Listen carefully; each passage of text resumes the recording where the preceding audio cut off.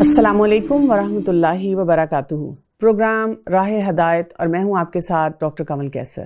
نحمدہ ونصلی علی رسولہ الکریم، اما بعد، فاعوذ باللہ من الشیطان الرجیم، بسم اللہ الرحمن الرحیم۔ رب اشرح لی صدری ویسر لی امری واحلل عقدۃ من لسانی یفقہوا قولی۔ آج ہم 18واں پارہ شروع کریں گے، سورہ المومنون۔ بسم اللہ الرحمن الرحیم۔ قد افلح المؤمنون الذین هم فی صلاتهم خاشعون والذین هم عن اللغو معرضون والذین هم للزکاة فاعلون والذین هم لفروجهم حافظون۔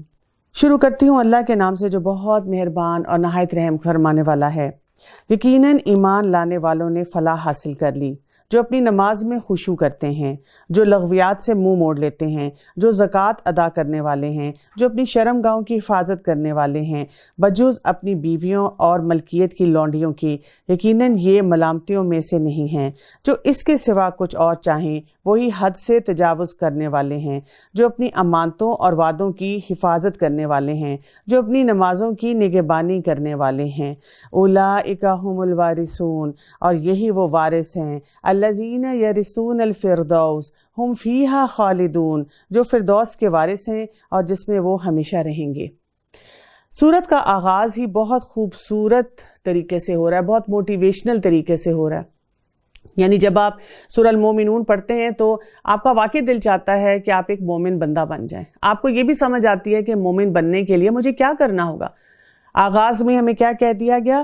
قد افلح المؤمنون، کہ فلاح کی بات کی گئی۔ فلاح کیا ہوتا ہے؟ فلاح ایک ایسے کسان کو کہتے ہیں جو کتنی محنت کرتا ہے۔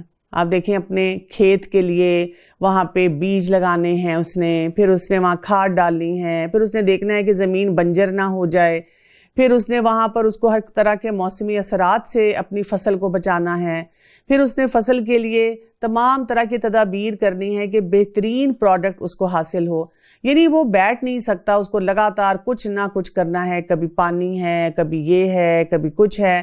اور پھر ایک وقت وہ آتا ہے جب وہ فصل کو کاٹتا ہے، اور جب فصل کو کاٹ لیتا ہے اب وہ سکون سے بیٹھتا ہے۔ تو یہاں پہ بتایا گیا ہے کہ جو مومن ہے نا، یہ اسی کسان کی طرح ہے۔ اس کو ساری زندگی اس دنیا میں رہتے ہوئے کچھ نہ کچھ کرنا پڑے گا، اسی کے لیے فلاح ہے۔ یعنی اگر ہم اسلام میں آ کر، اسلام کے دائرے میں داخل ہو کر، یا ایمان کے ساتھ کام کرنے کے لیے، یا ایمان بڑھانے کے لیے، کیونکہ اکثر لوگ ایسی باتیں کر بھی رہے ہوتے ہیں نا، ایمان میں بڑی کمی ہے، ایمان آج کل بڑا ڈاؤن ہے، اور بس آج کل کچھ کرنے کو دل نہیں چاہ رہا، کیا کریں؟ ہم کوئی شارٹ کٹ ڈھونڈ رہے ہوتے ہیں۔ تو یہاں پہ بتا دیا گیا ہے کہ فلاح مومنوں کے لیے ہے، کہ وہ لوگ جو لگاتار اپنی زندگی میں، اس کو ہم کہتے ہیں اسٹرائیو کر رہے ہیں، کوشش کر رہے ہیں، محنت کر رہے ہیں۔ اب کیا محنت کرنی ہے؟ اس کے لیے بھی اب ہمیں ایک طریقہ کار بتا دیا گیا۔ اب اگر آپ اس پورے طریقے کو، یعنی اگر آپ آیت نمبر 2 سے لے کر 11 تک کا جو طریقہ ہے، اس پورے کو اگر تو آپ پازیٹیو طریقے سے کریں گے تو وہی بات ہے کہ آپ کی کامیابی جو ہے وہ کس طرف جا رہی ہے کہ آپ جنت کے وارث بن رہے ہیں، آپ کو ورثے میں جنت مل رہی ہے۔ اور اگر آپ وہاں پر اسی پورے سائیکل کو جو کرنے والے کام ہیں نیگیٹو طریقے پہ لے جائیں گے تو پھر کیا ہے؟ آپ اپنے لیے دنیا اور آخرت کی اپنے لیے مشکلات بڑھانا شروع کر دیتے ہیں۔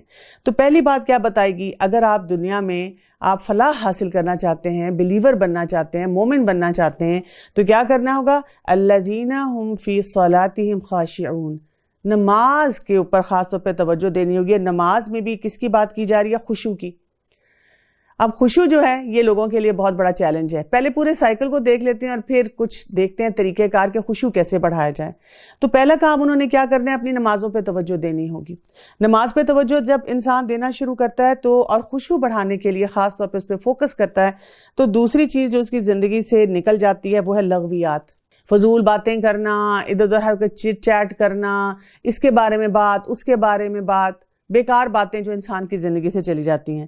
پھر ایسا انسان جو ہے وہ کیا کرتا ہے؟ اگلی بات کہی گئی زکوٰۃ۔ ایسا انسان پھر اپنے پیسے کا صحیح استعمال کرنا شروع کر دیتا ہے، اور جو انسان اپنے پیسے کا صحیح استعمال کرے گا وہ اپنی ہر طرح کی شرمگاہ کی حفاظت بھی کرنا شروع کر دے گا، کیونکہ وہ کسی قسم کے غلط جگہ پہ اپنے پیسے کو نہیں لگانا چاہے گا۔ اور پھر آپ دیکھیں کہ اس کے بعد کیا آتا ہے کہ کہیں پر بھی اللہ کی حد سے تجاوز نہیں کرے گا، اس کو اللہ کی حدود کی ہر جگہ پہ فکر ہوگی، اور پھر ان حدود میں کیا جاتا ہے، جو امانتیں ہیں، جو وعدے ہیں، ان کو پورا کرے گا۔ اور ان امانتوں اور وعدوں میں وہ بھی امانتیں اور وعدے ہیں جو ہم نے اپنے رب کے ساتھ کی ہیں، اور وہ بھی اس میں ہیں جو ہم لوگوں کے ساتھ کرتے ہیں۔ اور پھر آپ دیکھیں اس کے درمیان اس کے بعد پھر کیا آ جاتا ہے کہ نماز کی وہ بہت زیادہ نگہبانی کرتا ہے، یعنی نمازوں کی ہر وقت اس کو فکر ہے باقی تمام کام کرتے ہوئے، اور انہی کو کہا گیا ہے کہ یہی وہ وارث ہیں جن کو جنت الفردوس ملے گی۔ اور اسی سائیکل کو ہم ریورس کر سکتے ہیں۔ ریورس کیا ہو جائے گا، ایک انسان کہتا ہے میں نے کامیاب تو ہونا ہے لیکن میرا دل نہیں چاہتا، نماز پڑھنے کو دل نہیں چاہتا۔ اچھا نماز پڑھ رہا ہے تو بس ایسے پڑھ رہا ہے کہ بالکل سپر سونک سپیڈ سے۔ اکثر لوگوں کو ایسے بھی ہم کہتا ہوا سنتے ہیں، میں بس 2 منٹ میں نماز پڑھ کے پھر بیٹھ کے آرام سے چائے کا کپ پئیں گے اور ڈھیر ساری باتیں کریں گے۔ یعنی ہم نے باقی چیزوں کو اتنا وقت دے دیا اور جو نماز کا وقت تھا اس کو ہم نے چھوٹا کر دیا۔ اگر انسان اپنی نمازوں پہ توجہ نہیں دیتا تو پھر لغویات میں پڑھنے کا اس کا بہت زیادہ ایک ڈر بھی ہوتا ہے، اور ایک لائف سٹائل ہے جس کی طرف آپ موو کر جاتے ہیں۔ پھر آپ کا اس قسم کی باتوں میں، اس قسم کی مجالس میں بہت دل لگتا ہے، جہاں پر بیٹھ کے آپ بات کر رہے ہیں ہو از ود ہو، کون کیا کر رہا ہے، کدھر جا رہا ہے، کس کے ساتھ بیٹھا ہے، یا کسی کے بارے میں بھی ہم لمبی لمبی کہانیاں لوگوں کو فون کر کے یا آپس میں بیٹھ کے سناتے رہتے ہیں۔ اور پھر پیسے کا بھی غلط استعمال ہونا شروع ہو جاتا ہے۔ پھر آپ کو اپنی چاہتوں کے لیے پیسے چاہیے، اور جب انسان اپنی چاہتوں کے لیے پیسے لیتا ہے تو پھر شرمگاہ کی حفاظت نہیں ہو سکتی، پھر اس میں بہت سی عریانی، فحاشی، بے حیائی جو ہے وہ آنا شروع ہو جاتی ہے، اور حدود تو پیچھے رہ جاتی ہیں۔ ہر چیز پہ انسان کہتا ہے کہ میری زندگی ہے اور مجھے حق ہے فیصلہ کرنے کا۔ یہ کیا بات ہوئی کہ میں بلائنڈلی کسی دین کو، کسی مذہب کو فالو کرنا شروع کروں؟ اور ایسا انسان پھر ظاہر ہے جب ان باتوں پہ اپنے آپ کو مضبوطی سے نہیں تھامتا تو امانتیں اس کے ہاتھ سے چھوٹ جاتی ہیں، وعدے جو ہیں اس سے پورے نہیں ہو پاتے، اور نمازیں اور بکھرنا شروع ہو جاتی ہیں، اور پھر آپ دیکھ لیں کہ ان کے پاس ورثے میں کیا آئے گا، جنت الفردوس نہیں آ پائے گی۔ تو اسی سائیکل کو سمجھتے ہوئے ہم کہاں جانا چاہ رہے ہیں؟ ہم فلاح حاصل کرنا چاہ رہے ہیں۔ رمضان میں بھی جب ہم روزے رکھ رہے ہیں تو ہم ہر وقت اپنے آپ کو بتاتے ہیں کہ مجھے اللہ کے لیے اپنے آپ کو خالص کرنا ہے، کیونکہ روزے میں بھی ہم یہی کر رہے ہیں نا کہ کوئی ہے یا نہیں ہے، لیکن ہم نہ کھا رہے ہیں نہ پی رہے ہیں۔ یعنی آپ دیکھیں کئی دفعہ کوئی بھی انسان ادھر موجود نہیں ہوتا، دل چاہے پیاس لگ رہی ہو، بھوک لگ رہی ہو، 2 نوالے منہ میں ڈال لیں، کسی کو پتہ نہیں چلے گا۔ لیکن یہ سوال میں نے ایسے بچوں سے بھی پوچھا ہے جو اپنے والدین سے چھپ چھپ کر بہت سی غلط ایکٹیویٹیز کرتے ہیں کہ بیٹا آپ روزے میں کھا کیوں نہیں لیتے؟ تو وہ مجھے ایسے تعجب سے دیکھ کے کہتے ہیں آنٹی کیسی باتیں آپ کر رہی ہیں، ہم نے روزہ رکھا ہوا ہے، اللہ ہمیں دیکھ رہا ہے۔ اور میں پھر ضرور پوچھتی ہوں تو کیا اللہ ہمیں تب نہیں دیکھتا جب ہم اپنی اسکرین پر کچھ حرام کام کر رہے ہوتے ہیں؟ کیا اللہ ہمیں تب نہیں دیکھتا جب ہم ماں باپ سے جھوٹ بول رہے ہوتے ہیں، ان کے ساتھ زیادتی کر رہے ہوتے ہیں، یا اپنی پڑھائی کے معاملے میں ہم آنیسٹ نہیں ہوتے؟ اور یہی سوال میرا آپ سب سے بھی ہے۔ آپ اپنے بارے میں سوچیں کہ جب ہم روزہ میں اتنے پرٹیکولر ہیں کہ بھوک بھی لگ رہی ہے تو چھپ کر کچھ نہیں کھا رہے، لیکن عام بہت سے معاملات میں ہم چھپ کر کیوں غلط کام کرنا شروع کر دیتے ہیں؟ تو ایمان، ہم نے اپنے ایمان پہ جب کام کرنا ہے تو اپنی نمازوں پہ توجہ دینی ہے، اور نمازوں کے لیے یہی بات جو یہاں پہ کہی گئی ہے کہ خشوع، اور یہ بہت بڑا چیلنج ہے لوگوں کا۔ اکثر اوقات لوگ ایسی ہی باتیں کرتے نظر آتے ہیں، وہ کہتے ہیں کہ جی ہم چاہتے ہیں کہ اپنی نمازیں بہتر کریں، پتہ نہیں کیا کرتے ہیں، دھیان کبھی ادھر ہو جاتا ہے کبھی ادھر چلا جاتا ہے، بڑی پریشانی ہے۔ کوئی طریقہ بتائیں کہ ہم نمازوں کی کوالٹی کو بہتر کریں۔ انس رضی اللہ عنہ سے روایت ہے کہ نبی کریم صلی اللہ علیہ وسلم نے فرمایا، ان لوگوں کے لیے خرابی ہے جو نماز میں اپنی نظریں آسمان کی طرف کرتے ہیں۔ پھر آپ صلی اللہ علیہ وسلم یہ بات بیان کرتے ہوئے غصے میں آ گئے اور کہنے لگے، یا تو یہ لوگ اس حرکت سے باز آ جائیں یا پھر اللہ ان کی بینائی اچک لے گا۔ آپ دیکھیں ایسے ہی ہوتا ہے نا، کبھی آپ نے دیکھا ہے کہ آپ کسی مجلس میں ہیں اور آپ نماز پڑھ کے نکل رہے ہیں اور آپ کی نظر پڑتی ہے کچھ لوگوں پہ، یعنی وہ پڑھ رہے ہیں نماز لیکن ان کی آنکھیں پورا آپ کو دروازے تک رخصت کر کے آتی ہیں۔ پتہ نہیں کیوں ان کا ذہن اور دماغ اور آنکھیں جو ہیں وہ قبول نہیں کرتی کہ اس وقت اس کو کہاں ہونا چاہیے، اور اسی کی وجہ سے جو خشوع ہوتا ہے وہ بہت زیادہ متاثر ہونا شروع ہو جاتا ہے۔ تو پھر سوال وہیں پہ آ جاتا ہے کہ اس خشوع کے لیے ہمیں کیا کرنا ہے، کیا کیا جائے؟ تو تھوڑی سی ٹپس جو ہیں وہ ہم دیکھ لیتے ہیں کہ کس طرح سے ہم اپنی ان نمازوں کی کوالٹی کو اور اس میں جو خشوع کی بات ہو رہی ہے اس کو بہتر کرنے کی کوشش کریں۔ اس میں سب سے پہلی بات تو ہمیں یہ سمجھنی ہے کہ جو خشوع ہوتا ہے اس سے نماز کے اندر حسن آتا ہے۔ سیدنا ابو ہریرہ رضی اللہ عنہ سے روایت ہے، وہ کہتے ہیں کہ رسول اللہ صلی اللہ علیہ وسلم نے ایک دن نماز پڑھی، پھر آپ نے رخ پھیرا اور فرمایا، اے فلاں، تو نے اپنی نماز اچھی طرح کیوں نہ ادا کی؟ کیا نمازی کو دکھائی نہیں دیتا کہ جب وہ نماز ادا کرتا ہے تو کیسی نماز ادا کرتا ہے، حالانکہ وہ اپنے لیے ہی نماز ادا کرتا ہے؟ یعنی ہمیں اندر سے آئیڈیا ہو رہا ہوتا ہے، کیونکہ آپ دیکھیں ہو سکتا ہے کہ ہم نے اپنے ہاتھ باندھے ہوئے، ہم قیام کر رہے ہیں، ہم رکوع میں جا رہے ہیں، ہم سجدے میں جا رہے ہیں، لیکن ہم اس میں اپنی کوئی اور ذاتی پلاننگ کر رہے ہیں کہ آج افطاری پہ کیا کچھ بنانا ہے، آج سودے لینے جانا ہے تو اس میں کون سی چیزیں مسنگ ہیں، اچھا ابھی نماز ختم کر کے میں نے فلاں کو کال کرنا ہے، میسج کرنا ہے، یہ بات تو میں کسی کو بتانا بھول ہی گئی، یہ بھی کرنا ہے۔ تو ہمیں خود سے نظر آ جاتا ہے، ہمارے سامنے ایک آئینہ ہوتا ہے کہ میں نے نماز کو بہتر طور پہ کرنا ہے۔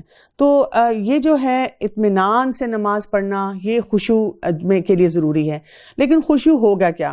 جب ہم دل کی عاجزی اور انکساری کا احساس لے کر اپنے رب کے سامنے کھڑے ہوں گے تو یہ خشوع ہے۔ یعنی جب ہم جائے نماز پہ کھڑے ہوتے ہیں، نماز کی مقام پہ کھڑے ہوتے ہیں اور ہم اپنے اللہ اکبر کہہ کے نماز کی طرف بڑھتے ہیں، تو ہمارے اندر یہ فوراً احساس بیدار ہو جانا چاہیے کہ ہم اللہ تعالیٰ کے سامنے کھڑے ہیں۔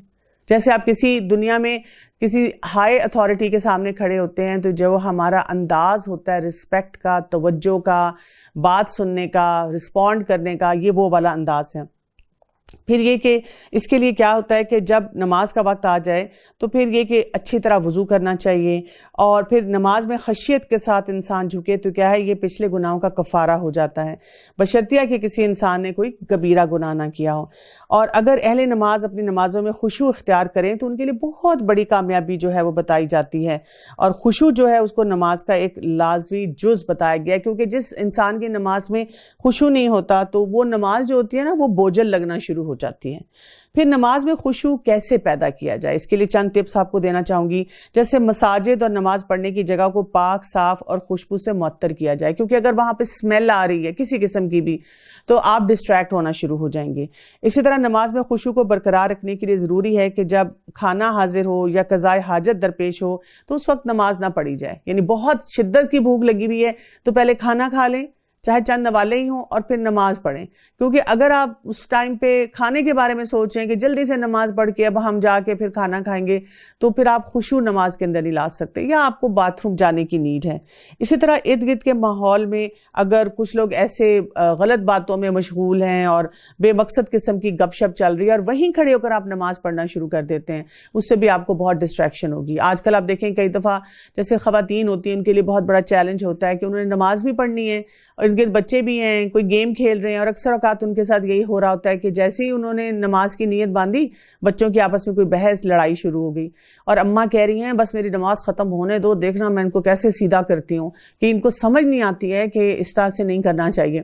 تو اس سے بھی آپ دیکھیں خشوع متاثر ہونا شروع ہو جاتا ہے۔ اسی طرح انسان کو جب نیند کا غلبہ بہت زیادہ ہوتا ہے، اور اسی لیے پسندیدہ یہ ہے کہ انسان وقت پہ قیلولہ کرے اور اسی طرح سے اول وقت میں نماز پڑھے۔ جیسے آپ دیکھیں کہ جو لوگ رات کو عشاء کی نماز لیٹ کرتے ہیں، بہت لیٹ پڑھتے ہیں، تو وہ پھر خشوع کے ساتھ نہیں پڑھتے، بس ایک قسم کی کاروائی ڈال کے پورا کر رہے ہیں کہ نمازیں میری پوری ہو جائیں۔ پھر یہ کہ دوران نماز آپ کی جو نگاہ ہے وہ سجدے کے سپاٹ پہ ہونی چاہیے، کہ آپ لگاتار وہاں پر دیکھتے رہیں، ادھر ادھر آنکھوں کو نہیں گھمانا چاہیے، اور جو آپ کی نماز ہے اس کے جتنے ارکان ہیں ان کو بے چینی اور جلد بازی میں نہیں ادا کرنا چاہیے، بلکہ سکون کے ساتھ جیسے ایک ایک پوسچر کرنا چاہیے۔ اور ہمیں حدیث سے بھی یہ پتہ چلتا ہے کہ یعنی وہ جو آپ کے جوڑ ہوتے ہیں نا، وہ وہاں پر اچھی طرح سے اس پوزیشن میں آ جائیں۔ آپ دیکھیں کہ اس کے لیے پراپر پوزیشن بتائی جاتی ہے، مثلا سجدے میں کون سے پارٹس ہیں ان کو ٹچ کرنا چاہیے، رکوع میں آپ کا کیا پوسچر ہونا چاہیے، تو یہ ساری چیزیں جو ہیں اس کے اوپر توجہ دینے کی ضرورت ہے۔ پھر یہ کہ ایک اور احساس اگر انسان اپنے ساتھ رکھے کہ اگر یہ میری آخری نماز ہوئی تو پھر آپ دیکھیں کہ اس میں خشوع اور آپ کی کیفیت بدلے گی۔ پھر یہ کہ نماز کے دوران آپ کون کون سی دعائیں پڑھتے ہیں، کیونکہ ہم نے بچپن سے کئی دفعہ ایک ہی سیٹ سیکھا ہوا ہوتا ہے کہ اس ٹائم پہ یہ دعا ہے اور یہ دعا ہے اور یہ دعا ہے، اور ہم وہی پڑھتے رہتے ہیں۔ جبکہ آپ سیرت کا مطالعہ کریں تو آپ کو نظر آتا ہے کہ ہمارے پیارے نبی صلی اللہ علیہ وسلم نے اور بھی بہت سی دعائیں پڑھی ہیں، تو جتنی بھی مسنون دعائیں آپ ان کی ورائٹی کر سکتے ہیں، کبھی آپ نے ایک پڑھ لی، کبھی دوسری پڑھ لی۔ پھر جو قرآن کا ہم نے حصہ پڑھنا ہوتا ہے، کچھ لوگوں نے وہی ٹپیکل 3 4 بس وہ چھوٹی چھوٹی صورتیں یاد کر لی ہیں، بس انہی کو دہراتے رہتے ہیں، وہ بھی ایبسنٹ مائنڈیڈ ہو جاتے ہیں۔ تو آپ نے کیا کرنا ہے کہ اپنے لیے ٹارگٹ رکھ سکتے ہیں ہر سال کا، ہر مہینے کا، کہ کچھ آیات مزید، کچھ صورتیں جو آہستہ آہستہ آپ حفظ کرنا شروع کریں تاکہ اس کی ویرائٹی آپ بیچ میں لائیں۔ پھر یہ کہ اگر ہم اس طرح سے نماز میں دعائیں کریں اور ہمیں پتہ ہو کہ ہم رب سے کیا مناجات کر رہے ہیں، کیا بات کر رہے ہیں، اس میں کیا اپنے رب سے بول رہے ہیں، کیونکہ اگر آپ نماز کی ٹرانسلیشن کوئی پڑھنا شروع کر دیں، جو کچھ ہم اس میں پڑھتے ہیں بہت خوبصورت دعائیں ہیں، بہت خوبصورت مناجات ہیں، تو ان پہ توجہ ہم دیں تو اس سے فرق پڑتا ہے۔ اور پھر یہ کہ جب ہم نماز میں قرآن کی آیات پڑھتے ہیں تو رک رک کے، ٹھہر ٹھہر کے صحیح طرح سے پڑھا جائے، تو خشوع کا بھی ہمیں فائدہ بہت ہوتا ہے۔ ایک تو یہ بات ہے کہ دل کی سختی اس سے دور ہوتی ہے، پھر ہمیں جیسے ابھی ہم نے پڑھا ہے کہ اس سے فلاح کے راستے کھلتے ہیں، پھر ہمیں یہ بھی پتہ چلتا ہے کہ اس سے انسان جو ہے جب اللہ عز و جل کے ڈر اور خوف جو ہے وہ اپنے پر طاری کرتا ہے تو خشیت میں اضافہ ہوتا ہے۔ پھر یہ کہ آپ ایک بہترین خوبصورت ریپرزنٹیشن کر رہے ہیں اسلام کی، کہ آپ کی نمازوں میں خوبصورتی چھلکتی ہے۔ اس طرح کے لوگ جو ہوتے ہیں ان کے اندر استقامت بھی بہت زیادہ آنی شروع ہو جاتی ہے، ان کے اندر صبر بھی بڑھنا شروع ہو جاتا ہے، اور ہم اپنے پورے اس رویے سے جو ہے اللہ کے عبد ہونے کا جو ہے اقرار کرنا شروع کرتے ہیں۔ ایسے لوگ جو ہیں وہ اپنے گناہوں کو بھی کم کرنا شروع کر دیتے ہیں، اجر کو بڑھانا شروع کر دیتے ہیں، کیونکہ ان کے پرسنالٹی میں پورا ٹھہراؤ آنا شروع ہو جاتا ہے۔ پھر یہ کہ ایسا انسان، ایسا شخص جو ہوتا ہے، ظاہر ہے اس کے آخرت کے درجات بھی بہت زیادہ بلند ہوتے ہیں، اور انسان اپنے آپ کو شیطانی وسوسوں سے بھی بچا پاتا ہے۔ تو جب خشوع کے اتنے زیادہ فوائد ہوں تو اس کو کیسے بڑھایا جائے، اس کے لیے ہمیں اللہ تعالیٰ سے دعا کرنی چاہیے۔ جیسے ہمیں ایک مسنون دعا ملتی ہے، اللہم انی اعوذ بک من قلب لا یخشع ونفس لا تشبع وعلم لا ينفع ودعوت لا یستجاب لها۔ اے اللہ، بے شک میں تجھ سے پناہ مانگتی ہوں ایسے دل سے جو خشوع کرنے والا نہ ہو، ایسے نفس سے جو سیر ہونے والا نہ ہو، ایسے علم سے جو نفع دینے والا نہ ہو، اور ایسی دعا سے جو قبول ہونے والی نہ ہو۔ تو ہمیں خشوع کے اوپر کام کرنے کے لیے بہت ساری ٹپس مل جاتی ہیں اگر ہم اس کے اوپر فوکس کرنا شروع کریں۔ پھر یہ کہ انسان کو لغویات سے بہت زیادہ اپنے آپ کو بچانا ہے، اور لغویات سے بچنا آج کل کے دور میں کئی دفعہ بڑا مشکل ہو جاتا ہے، اس لیے کہ ہر شخص پسند کرتا ہے کہ جی جب آپ ان کے ساتھ بیٹھیں تو بہت ساری گفتگو کریں، بہت ساری گپ شپ لگائیں۔ ہمارا یہ ایٹیچیوڈ بھی بن چکا ہوا ہے۔ رسول اللہ صلی اللہ علیہ وآلہ وسلم نے فرمایا، بے شک انسان بعض اوقات سوچے بغیر اللہ کی رضامندی والی ایسی بات کہہ دیتا ہے کہ جس کے نتیجے میں اللہ تعالیٰ اس کے درجات بلند کرتے رہتے ہیں، اور اسی طرح بے شک کوئی بندہ بعض اوقات بغیر سوچے اللہ کی ناراضگی کی ایسی بات کر بیٹھتا ہے کہ جس کے نتیجے میں وہ جہنم کی گہرائی میں جا گرتا ہے۔ تو انسان کئی دفعہ بات کرتے کرتے ایسے واقعی ایریا میں چلا جاتا ہے جہاں پر اسے نہیں جانا چاہیے، کیونکہ جتنی زیادہ آپ باتیں کریں گے، what is the possibility یہی ہے کہ آپ زیادہ کوئی غلط بات بول دیں گے، ایسی باتیں بول دیں گے جو آپ کے لیے بھی نقصان دہ ہوں گی، اور باقی لوگ بھی اس سے ہو سکتا ہے کہ کچھ ناراضگی کا شکار ہو جائیں۔ تو یہاں پر اپنے فوکس کو درست کرنے کی ضرورت ہے کہ جب بھی ہم گفتگو کریں تو کیسی کریں۔ پھر آپ دیکھیں کہ شرمگاہوں کی حفاظت کی بات کی گئی ہے۔ تو رسول اللہ صلی اللہ علیہ وآلہ وسلم نے فرمایا، جو شخص میرے لیے دونوں جبڑوں کے درمیان کی چیز یعنی زبان، اور دونوں پاؤں اور ٹانگوں کے درمیان کی چیز یعنی اپنی شرمگاہ کی حفاظت کی ذمہ داری دے دے، میں اسے جنت کی ضمانت دے دوں گا۔ تو یہ بھی ایک بہت اہم بات ہے کہ انسان اپنی شرمگاہ کی صحیح طرح سے حفاظت کرنے والا ہو۔ یقیناً ہم نے انسان کو بچتی ہوئی مٹی سے پیدا کیا، پھر اسے نطفہ بنا کر محفوظ جگہ میں قرار دے دیا، پھر نطفے کو ہم نے جمع ہوا خون بنا دیا، پھر خون کے لوتھڑے کو گوشت کا ٹکڑا کر دیا، پھر گوشت کے ٹکڑے کو ہڈیاں بنا دی، پھر ہڈیوں کو ہم نے گوشت پہنا دیا، پھر دوسری بناوٹ میں سے پیدا کر دیا۔ برکتوں والا ہے وہ اللہ جو سب سے بہترین پیدا کرنے والا ہے۔ یعنی آپ دیکھیں کہ یہاں پر ہمیں کیا پتہ چل رہا ہے کہ کس قدر خوبصورت انداز میں اللہ تعالیٰ بتا رہے ہیں کہ جب ہم اپنی پیدائش کے مراحل کو دیکھنا شروع کر دیں کہ کس طرح سے اللہ تعالیٰ نے ہمیں پیدا کیا، تو اس میں بھی ہمارے لیے بہت سی ایسی نشانیاں ہیں جو ہمیں اسی ٹھہراؤ پہ لے آتی ہیں کہ ہم اللہ کا بندہ بن کر رہیں اور اپنے ایمان کی کیفیت کو بڑھانا شروع کریں۔ اس کے بعد پھر تم سب یقیناً مر جانے والے ہو، پھر قیامت کے دن بلا شبہ تم سب اٹھائے جاؤ گے۔ ہم نے تمہارے اوپر 7 آسمان بنائے ہیں اور ہم مخلوقات سے غافل نہیں ہیں۔ ہم ایک صحیح اندازے سے آسمان سے پانی برساتے ہیں، پھر اسے زمین میں ٹھہرا دیتے ہیں، اور ہم اس کے لے جانے پر یقیناً قادر ہیں۔ اسی پانی کے ذریعے سے ہم تمہارے لیے کھجوروں اور انگوروں کے باغات پیدا کر دیتے ہیں کہ تمہارے لیے ان میں سے بہت سے میوے ہوتے ہیں، انہی میں سے تم کھاتے بھی ہو، اور وہ درخت جو طور سینا میاں پہاڑ سے نکلتا ہے جو تیل نکالتا ہے اور کھانے والوں کے لیے سالن ہے۔ آپ دیکھیں نا آج کے دور میں بھی لوگ جہاں باقی چیزوں سے فائدہ اٹھا رہے ہیں جو اللہ نے نعمتیں پیدا کی ہیں، تو یہ جو درخت ہے کون سا ہے؟ اولیو ٹری ہے، اور اس کے اولیوز ہیں، اولیوز کھانا اور اولیو آئل کا استعمال کرنا۔ جس کو دل کی بھی بیماری ہو تو اس کو کہا جاتا ہے کہ یہ والا تیل جو ہے یہ آپ استعمال کریں۔ تمہارے لیے چوپایوں میں بھی بڑی بھاری عبرت ہے، ان کے پیٹوں میں سے ہم تمہیں دودھ پلاتے ہیں اور وہ بھی بہت سے نفع تمہارے لیے ان میں سے ہیں، ان میں سے بعض کو تم کھاتے بھی ہو۔ اب وہی بات کہ پیٹ میں آپ سوچیں تھوڑی دیر کے لیے، کتنی حیرت کی بات ہے کہ یعنی جو را مٹیریل ہے وہ کیا جا رہا ہے؟ ایک گھاس پھوس جا رہا ہے، اور جو پروڈکٹ آ رہی ہے وہ کس قدر خوبصورت ہے، جو دودھ کی شکل میں آ رہی ہے، جس میں کیلشیم ہے، جس میں طاقت ہے، جس میں قوت ہے، جس میں صحت ہے، اور ان پر اور کشتیوں پر تم سوار کرائے جاتے ہو۔ یقیناً ہم نے نوح علیہ السلام کو اس کی قوم کی طرف رسول بنا کر بھیجا۔ اس نے کہا اے میری قوم کے لوگو، اللہ کی عبادت کرو اور اس کے سوا تمہارا کوئی معبود نہیں، کیا تم نہیں ڈرتے؟ یہاں پہ آپ دیکھیں کہ پھر تقویٰ کی بات کی جا رہی ہے، افلا تتقون۔ اور پھر انبیاء کی بات جب شروع ہوتی ہے تو یہ ہمیں بتایا جاتا ہے کہ ایک قسم کا یہ بڑا ایگزاسٹو پروسیس ہو جاتا ہے۔ لوگوں کو جب ہم پڑھتے ہیں، پڑھتے پڑھتے انسان کو احساس ہو رہا ہوتا ہے کہ یا اللہ، پھر اللہ سبحانہ وتعالیٰ ذکر کر رہے ہیں، یہ لوگ کیوں نہیں بات سنتے؟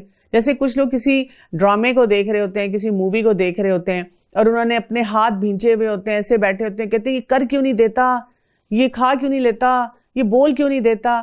اسی طرح جب ہم بار بار یہ واقعات پڑھتے ہیں تو دل میں خیال آتا ہے کہ اس قوم نے کیوں نہیں سنا، وہ کیوں نہیں اللہ کی بات کے مطابق اپنی زندگی گزارنا چاہ رہے تھے۔ اور ایسے موقع پہ ہمیں پھر اپنے آپ کو بھی دیکھنا ہے کہ ہماری زندگی میں بھی کتنی نشانیاں ہیں۔ پیغمبر تو اب کوئی نہیں آنا، لیکن یہ کہ ہمیں اللہ تعالیٰ کی طرف سے کتنے انڈیکیشن مل رہے ہوتے ہیں قرآن پڑھتے ہوئے، اپنی عام زندگی میں لوگوں سے ڈیل کرتے ہوئے کہ یہ کر لیں یہ کر لیں۔ تو ہم دوسروں کا سن کے تو بہت سینسیٹیو ہوتے ہیں کہ ان کو یہ کر لینا چاہیے، لیکن اپنی زندگی کے بارے میں کیسے غور و فکر کرتے ہیں؟ اس کی قوم کے کافر سرداروں نے صاف کہہ دیا کہ یہ تو تم جیسا ہی انسان ہے، یہ تم پر فضیلت اور بڑائی حاصل کرنا چاہتا ہے۔ اگر اللہ ہی کو منظور ہوتا تو کسی ایک فرشتے کو اتارتا، ہم نے تو اسے اپنے اگلے باپ داداؤں کے زمانے میں سنا ہی نہیں۔ یقیناً اس شخص کو جنون ہے، بس تم اسے ایک وقت مقرر تک ڈھیل دے دو۔ نوح علیہ السلام نے دعا کی، کیا دعا تھی؟ قال رب انصرنی بما کذبون۔ نوح علیہ السلام نے دعا کی کہ اے میرے رب، ان کے جھٹلانے پر تو میری مدد کر دے۔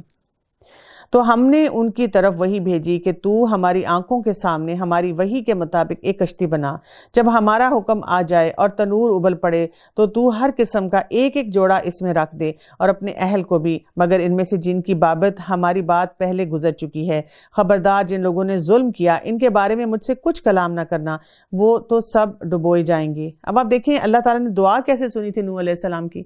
نوح علیہ السلام کو کہا گیا تھا کشتی بناؤ۔ یعنی ہم کئی دفعہ سوچتے ہیں کہ دعا جو ہوگی جیسے ہم مانگیں گے وہ قبول ہوگی اور بڑا اچھا پیکج امیڈیٹلی ہمیں نظر آ جائے گا، لیکن نوح علیہ السلام کو جب دعا کی قبولیت کے ساتھ کشتی بنانے کو کہا گیا تو کتنا مشکل وہ بھی سینیریو تھا۔ وہ کشتی بنا رہے ہیں ایسی جگہ پر جہاں پہ کبھی بارش ہی نہیں ہوتی، پورا ریگستان صحرا ہے، تو ظاہری اس وقت طور پہ تو یہ لگ رہا تھا کہ یہ بھی کوئی صحیح کام نہیں ہے جو کیا جا رہا ہے یا کرنے کو کہا جا رہا ہے، لیکن پھر اس کے ریزلٹس بعد میں آئے تھے۔ تو جب ہم دعا مانگتے ہیں اور کبھی کبھی ہمیں ظاہری طور پہ لگتا ہے کہ کچھ ایسا کام ہمیں کرنا پڑ رہا ہے جو شاید ہمیں کوئی ابھی لگ نہیں رہا کہ وہ اس سے لنک ہو رہا ہے جو ہم نے دعا مانگی تھی، تو تب بھی ہمیں اپنے رب کی جو اللہ تعالیٰ نے جو ہمیں بتایا ہے، جو ہمارے سامنے چیزیں سچویشنز آ رہی ہیں، اس پہ بھروسہ کرنا چاہیے اور اسی طرح سے آگے بڑھنا چاہیے۔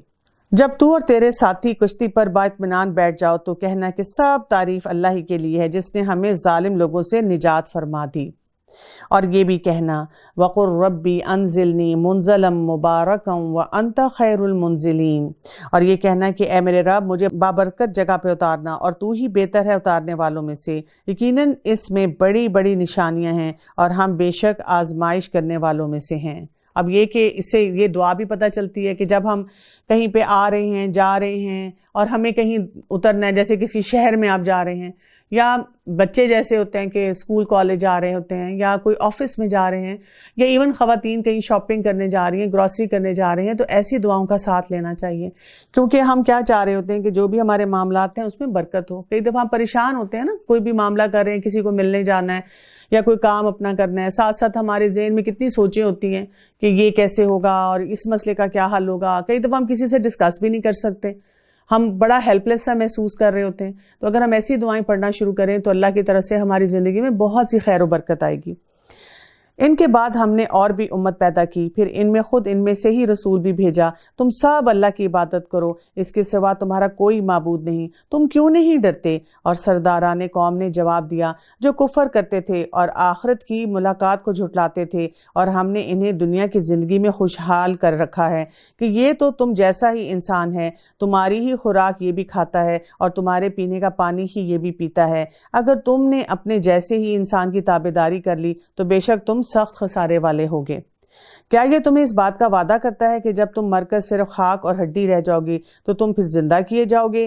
نہیں نہیں، ہیہات ہیہات لما توعدون، نہیں نہیں، دور اور بہت دور ہے وہ جس کا تم وعدہ دیے جاتے ہو. زندگی تو صرف دنیا کی زندگی ہے، ہم مرتے جیتے رہتے ہیں، اور یہ نہیں کہ ہم پھر اٹھائے جائیں گے. یہ تو بس ایسا انسان ہے جس نے اللہ پر جھوٹ باندھ رکھا ہے، ہم تو اس پر ایمان لانے والے نہیں ہیں. نبی نے دعا کی، قال رب انصرنی بما کذبون، نبی نے دعا کی کہ پروردگار ان کے جھٹلانے پر تو میری مدد کر. اب آپ دیکھیں کہ پیغمبر کے لیے کتنا مشکل کام ہوتا ہے کہ اس نے بات پہنچانی ہے، اس کو ایک رسپانسبلٹی دی گئی ہے، اور پھر کئی دفعہ جو لوگ نہیں مان رہے ہوتے تو وہاں پر وہ کیا کرتا ہے کہ اپنے رب سے ہی دعا کرتا ہے، وہ لوگوں کو برا بھلا نہیں کہنا شروع کر دیتا. اسی طرح دیکھیں آپ دنیا میں بھی رہتے ہیں، آپ کو کئی لوگوں کے ساتھ ڈیل کرنا پڑتا ہے، اور جب آپ ڈیل کرتے ہیں تو آپ کو بڑی بڑی اپوزیشن فیس کرنی پڑتی ہے، اور آپ کو سمجھ نہیں آ رہی ہوتی کہ ان لوگوں کو میں کیسے اپنے معاملات سمجھاؤں.